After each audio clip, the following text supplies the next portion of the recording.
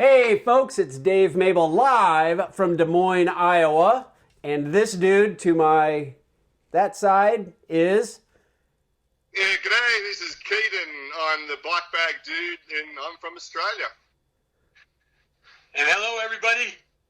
This is Steve Cannon from the now balmy degrees Fairbanks, and this is 1,000 miles to Nome.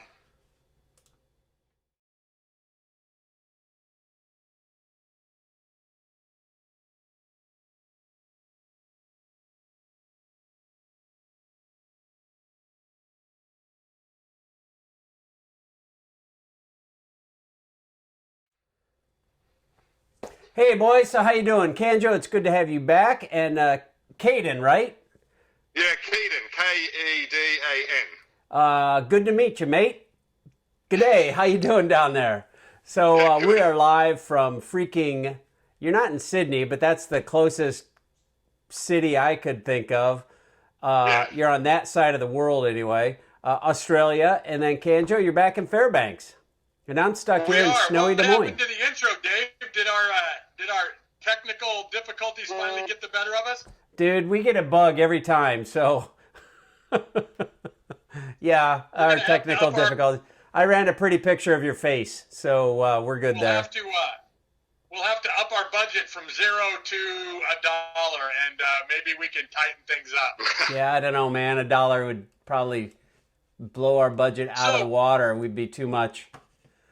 So, Keaton, where exactly are you? Because it's easy for us to just be like, Australia, like it's Clive, Iowa, that it's just this place. Like, where exactly are you Hang in on, Australia? before you answer that, let's just. I'm going to show everybody like where you're at. Okay, so I've got a picture of the globe up, and I've got Australia in the far lower right-hand corner, Alaska at the very tippy top of the globe, and Iowa is just on the edge on the upper right-hand side. So that's the globe and where we are. That's the world we're covering right now. And this is a picture, if you switch to satellite, like this is how far away you are. When you guys see this, your mind will be blown. So, Caden, back to you. You're in Australia. I got a map of Australia up and a little arrow pointing to Newcastle. Yeah, Newcastle, we're like 2 hours drive north of Sydney. And we are looking at a map of Australia, the bottom right edge of Australia. Yep. At the I think it was, I've spoken to people in America, and apparently about where we are is like California, and North Queensland's like Miami. Oh, right on. Right on. So, other than the bike bag dude, what is Newcastle famous for? We're actually famous for coal and steel. We had a big steelworks plant here for years and years, and it was shut down maybe 10 years ago now. Newcastle is a big city. It's probably about number 8 in Australia, but it's probably one of the best to live in. We have beaches all around us, a big lake, a big river system. So it's not as hectic as Sydney. Sydney is super hectic. Newcastle is, half an hour. To cross the whole thing in busiest time would be an hour. I saw a town by the name of Cardiff. Is that where the Cardiff Giant is from? Never heard of the Cardiff Giant, but Cardiff is about 5 minutes from my place where I actually live at Mount Hutton. There must be another Cardiff. I bet in, I don't know, the British Isles or something, because that seems British. There's towns all through UK that mimic a lot of the names of the towns out here, especially around us in the Hunter as well. So there's Swansea, there's Cardiff. They're all the same names of places in the UK. So we were talking before we came on live, and when we're on a show called 1,000 Miles to Nome, most people figure we're going to be talking only about snow and things of that nature.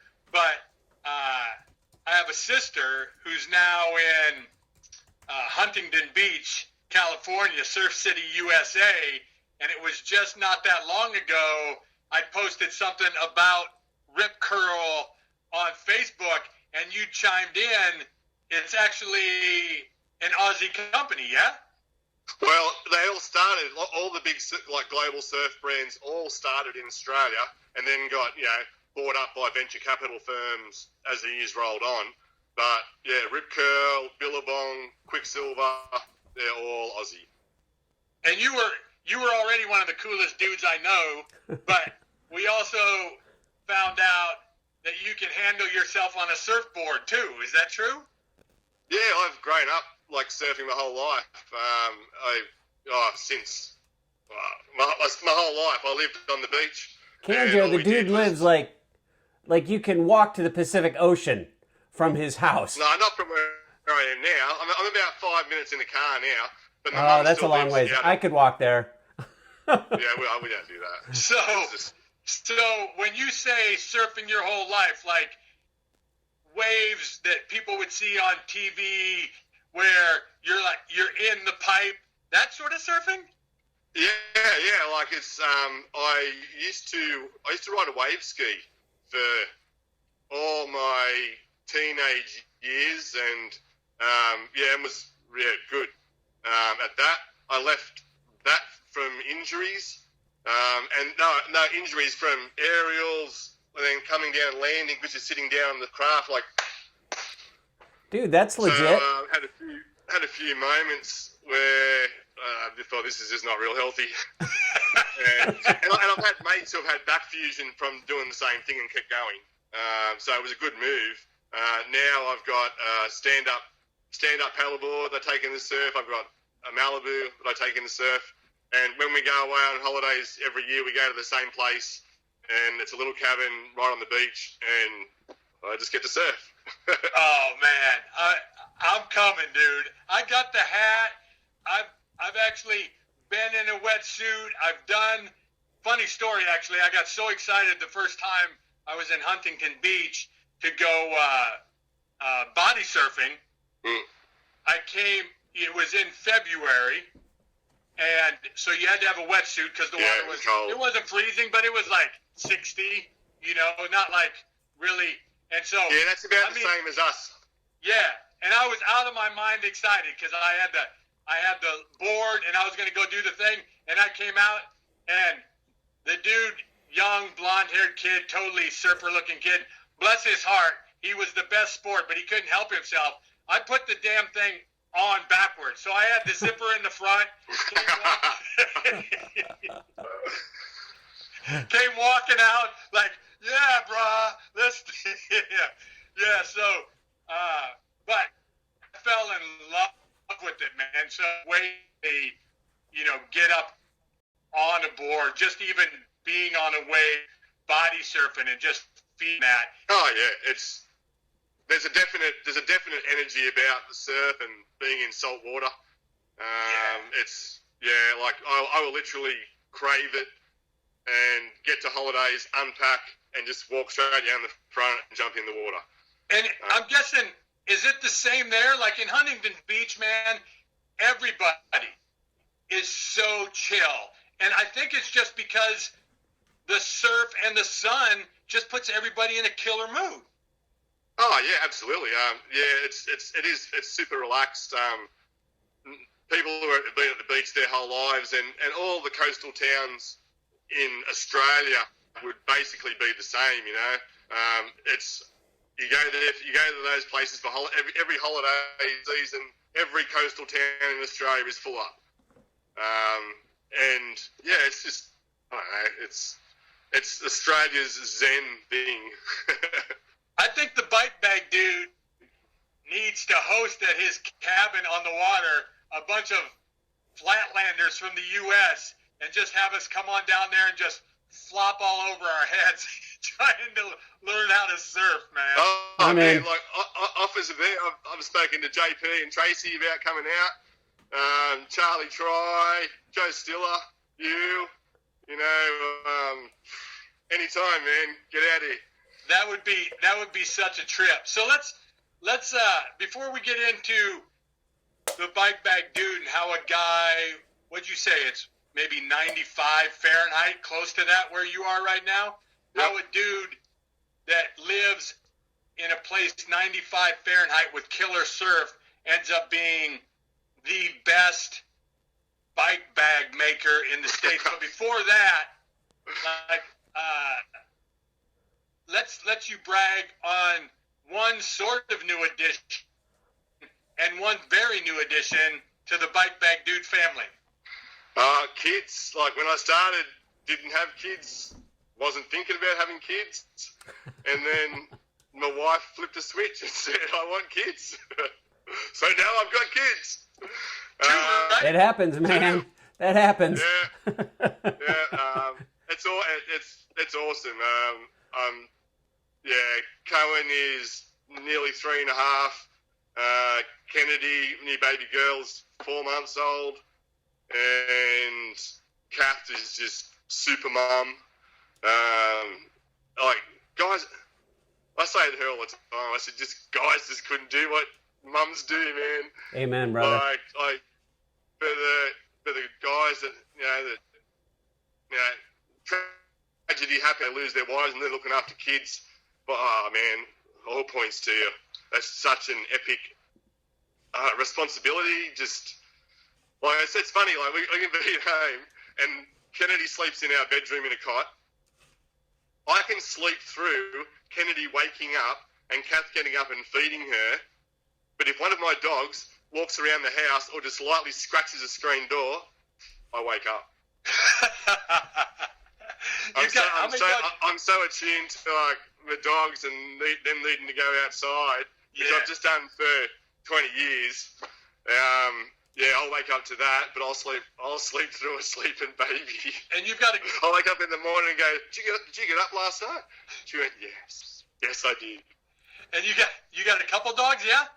Yeah, I've got a chocolate Labrador and a German Shepherd. I've always been a German Shepherd fan. This would be my third German Shepherd. Yeah, Cadbury, chocolate Lab, and Kai. And nice. Yeah, I've always had dogs. They're inside dogs. Apart from recently with my new studio, I've always worked at home with them as well. So yeah, it's probably the hardest part about being down here is I just don't have my German Shepherd sitting beside me all the time. Yeah. So new studio, perfect segue into the Bike Bag Dude, and give us a little history, man. Like I know. Joe Stiller introduced us back in the day. It's been 4 or 5 years now. It seems like that's pretty close. And so, how does this all happen down there that you get the bug? I know you've sewn for a long time. You give me a little bit into that, but take us a little bit cradle to grave, like how you go from I'm going to make bike bags, how that ends up being, you have such a strong presence now in the winter market and actually all markets, to a new studio. I actually know the answer, Canjo. I can answer that for you. See, Australia is a big sailing country, and I know this because they stole the America's freaking Cup from the U.S.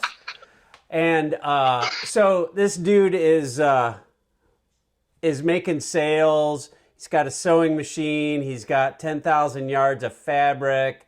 And then all of a sudden, the boats go from huge 12 meters with giant billowy sails and huge spinnakers to freaking carbon fiber fighter jets that fly 4 feet above the water and use no fabric at all. And he looks at his lovely bride and he's like, we got sewing machines and fabric. What are we going to do? Let's make bike bags. Is that it? Not even close. Oh, come on, man. That was like perfect Australian segue. It was.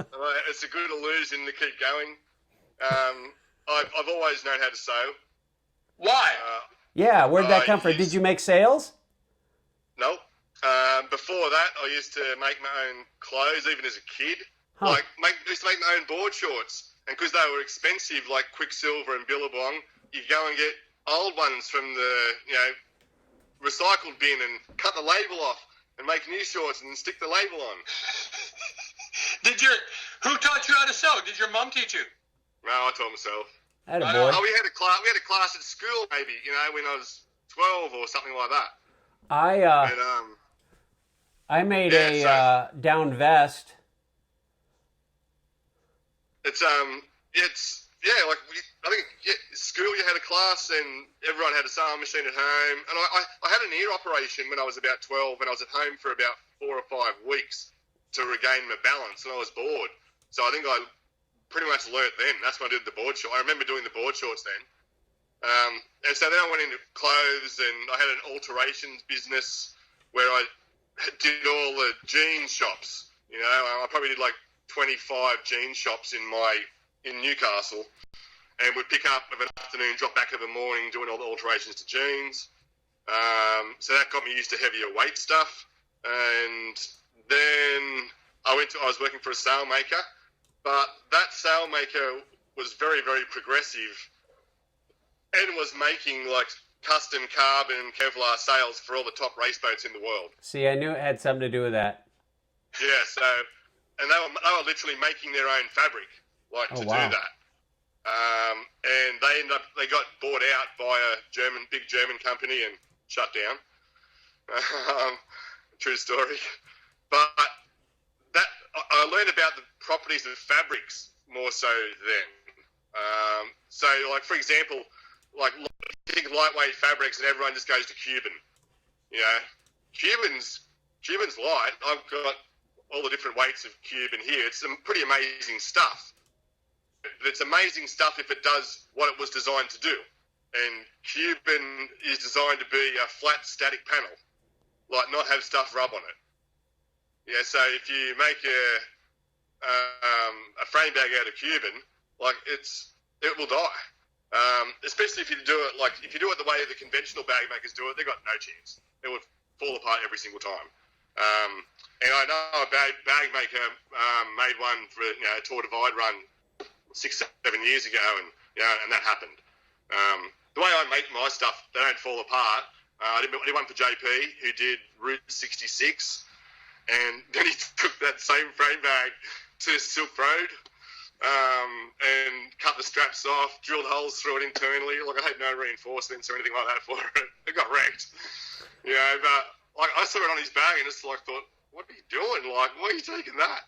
Of all things. So the fact that Cuban fibre bag even made it through Silk Road, it was ridiculous. So you learn about fabric. So I've got Cuban, but I don't make stuff out of Cuban. I only ever made it for Joe Stiller and JP. And I learned from dealing with those sort of people how it handles. And since light skin came out, and the light weight of light skin, which is marginally heavier than Cuban, but has way better abrasion resistance. And that's what it's all about. It's about abrasion resistance of fabrics. And they've got scores. You can get the tech data on things, and they'll give you scores, for 2,000 cycles or how many cycles it needs before it rubs through. And so like I know a lot about fabrics, and I know how to make something that doesn't fall apart. And in the Facebook posts in the last couple of days, one was from Mark Stevenson, GT, and another guy in Vietnam, Facebook friends for 5 years, with bags on their bikes that are 5 years old. Yeah. Still going. Wow. Yeah. And so, and I've had your bags from Jump Street. They're the only bags I've ever used. What gave you the bug to go actually after bike bags? I mean, there's a lot of things when you sew, like what got you into the bike side of things? I had a mate who was going over to do the Arizona Trail Race. Yeah. And he knew I had a machine capable of sewing heavier fabric. And he came over and he'd done some work, and we just did some mods to try to make a little bag work for him to go and do AZT. And it was I'd heard about bikepacking probably a year before that, and mates in the bike shop said, "Dude, like, you know how to sew, man. You should get into this." And I was like, "Yeah, it's such tiny, nichey thing," and I wasn't really into social media or anything like that either. So I just couldn't really see how it could work. And probably 12 months later, Ross decided to go into AZT. We did a bag for that, and I think if you're a maker, you make something and you go at the first and you go, "Okay, it works, but it looks shit." Like, I've got a bag here. 2 seconds. Dude, I'm scrolling through bags.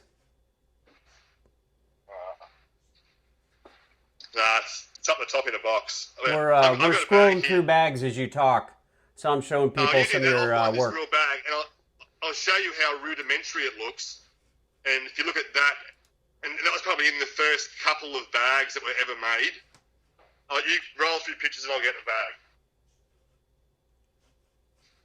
bag. Here's some pictures of some bikes with. Oh, wait, that's my bike. Sorry, that doesn't have any bags. There we go. Here's Kanjo's bike, all decked out with some of your bike bags. This is a tandem that you did, and this is some Des Moines folks, the cow tandem, and a bike in its element on the trail. I don't know who I stole these off your Facebook page, and just some examples the bag of that you're showing us right now. Dave, can you show that bag that Keaton's got in his hand? Yes, I can. Back it up a little bit. So that's one of the first bags, Keaton. Wow. That's one of the very, very first bags. Basically, nothing on this bag is like how my bags are now. That thing's headed for the Smithsonian, bro. What's the Australian equivalent of the Smithsonian? It's even made out of Aussie canvas. Oh, that's awesome. Wow. But no, it doesn't even have a belly that goes all the way around it. I made it. It's one of the cool things, though, man, about any new business or any new venture. You make that first bag and you're like, or that first product, and you don't necessarily have it perfect, but you're still pretty freaking proud of it, know? And then to be able to look back, it's always fun to poke fun at yourself and the bag and that sort of thing. But still, man, there's always pride in that first iteration because, you got to start somewhere. Oh, you've got to start somewhere, and it's I think very different when you're making things. You get so critical with yourself, but you have to be because you can't allow any bad comments to be on the internet. Yeah, because they spread like wildfire. If you can create a business and sell a product, and you get no bad comments on Facebook or social media, you will grow. And so I know you because we got together because of winter racing and the bags there. But literally, you do bags for every season, every temperature, touring, racing, right? Like, tell us about just like all the different bags you do, because when we first got together, I had a frame bag from you, but I've got a lot more bags. I got a lot more bags on my bike now that you do than I did from that first go 3-4 years ago. Yeah, you got frame bags done, and then I think the very first thing I made was like a chaff. I think the very first thing was like a chaff bag, I called it. So like feed bags, which everyone calls them over there. I put up a post on Facebook when I first made it about how everyone thought it should be, and I got 6 different answers. Yeah, I learned right then that everyone's going to have their own opinion about how it should be. I've got to be happy with how I want it to be. Yeah, I've never used that bag as a feed bag. I always used it as a summer water bottle holder. And that's what it's made to do. Yeah. Because Yeah, this is Australia, and we need to carry water. Yeah, and I got a buddy, John Van Dis, back home, and he's got the first chaff bags you made me. They're 4 or 5 years old on his fat bike now. Bomber. But that's a good point. So, like, your bags aren't just for people that are in 20 below weather going to Nome. Oh no! Like the majority of my work is for people who are not doing that sort of stuff. That's the real extreme pointy end of I think this whole industry. And as China has exploded with their ability to make things, and all big companies, like all the big companies, are just getting stuff out of China now. There's so many options out there now for people who just want to go bike packing. But at the end of the I'm going touring for months, and they've done their research, and I can't think of anyone who's been, any little boutique maker that's been better represented at the pointy end of pretty much every major endurance race on a bike in the world. And like your what I call gas tank, like top of the tube bag, you've got a couple different sizes there, but you offer everybody the opportunity to like pick their own colors, fabrics, like everything. I mean, do you have just stock like gas tanks and top tube bags and things like that? But anybody that wants to, they can customize it to their own rig, right? Yeah, up until now, just like I've been working on building up stock for the last month or two, and I'm going to have chaff bags I have chaff bags made in every colour. And I've nearly got all the TT bags, like all the major ones, the garage in every colour, to have on the website. But everything that we've done until now is all custom, no stock. And the best place for everybody, nice and easy, is to just go to Bike Bag Dude on Facebook, and they can see pictures and everything all over that, right? Yeah, like Facebook and Instagram. But if you want to send me a message, do that on Facebook, which works fine. I check it all the time. Like I said, we've got stock nearly ready to go. I've got to rejig websites, and it's all that back end stuff that when you have a small business that just kills you. Yeah. It's like I said, it's one thing to have any small business, but to have to make the stuff that you're selling as well. You should have stuck to sales, man. Should have stuck to sales. Wait, you didn't do. And everybody should have stuck to setting up golf courses for the Japanese. Yeah, or that. Everybody that I know that's worked with you, dude, has loved the quality. They've loved the fact that they can personalize it to their bike. All they got to do is send you a message. And over the years, it's gotten easier and easier to do business with you because now you have templates for basically every damn bike that there is, right? So, like, if somebody has a certain type of fat bike or a certain type of mountain bike, that sort of thing, chances are you might even have a template for that frame, yes? Oh, definitely. I culled a lot of templates recently because it was just out of control having to search for major ones. Like, there are some that I use all the time, like a salsa cutthroat. I've probably made more bags for the cutthroat than any other bike. Yeah. So yeah, I cut it down. Templates are pretty easy. Like my lead times for customs always 2 weeks, at least. So that's sweet. Cardboard behind a bike. Trace it up, fold it up, send it to me, snail mail. Couple of bucks, time to get there. Yeah, it's easy. I've got. You can do it like a straight tube bike is just measurements, but once there's curves, I want a template. Yeah, I can do it on the computer, but people have to take just perfect photos, and if they're slightly off and the angles are slightly off, with what I do, I'm playing to millimeters and stuff, so yeah, that shit makes a difference. Yeah. So I much prefer a template that they've got and put into the frame and go, yeah, that's it. I replicate that. Safe, no problem. I told you before we got rolling, man, we'd eat up 30 minutes like in a heartbeat.